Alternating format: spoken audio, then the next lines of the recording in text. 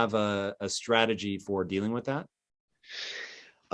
Neurological disorders, there's not really a lot of medical advancement because so much of it is non-life threatening, right? So because of that, modern medicine and science and everything is more focused on like curing cancer and all these other things, which makes sense.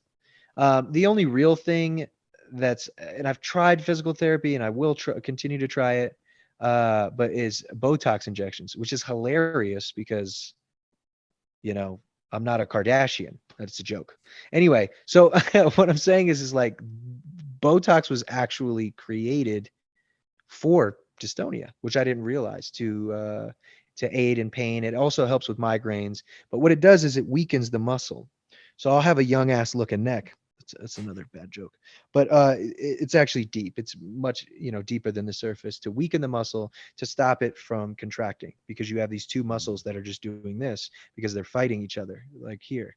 But if you slightly pull that, then it'll stop. My fear, and it's so funny that we're even talking about this right now, but my fear is actually being on screen. So it's even when I look back on the Mr. Corman shoot that I did, nobody knew what was going on in my head, no pun intended, but I was thinking about it constantly. Where all these other actors could just be normal nervous and you know be worried about forgetting their lines or flubbing whatever the case may be. I wasn't thinking about any of that shit. Like, this guy's in front of me and he's running a line and I know it because I am a sick bastard and go to sleep, wake up, shower, go on a run, and I'm constantly going over these lines because it's that important to me.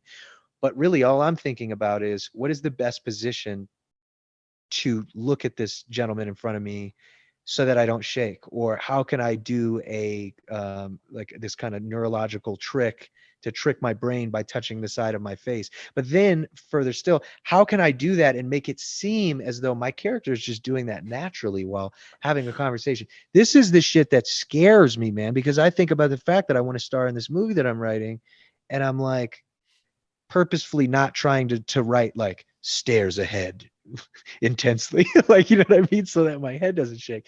And it's crazy, and I know it's kind of a first world problem at this point, but I guess I think the reason we're talking about it right now is because so many people have underlining things that they deal with personally that nobody else would know. And it's torture, man. It scares me. It scares me.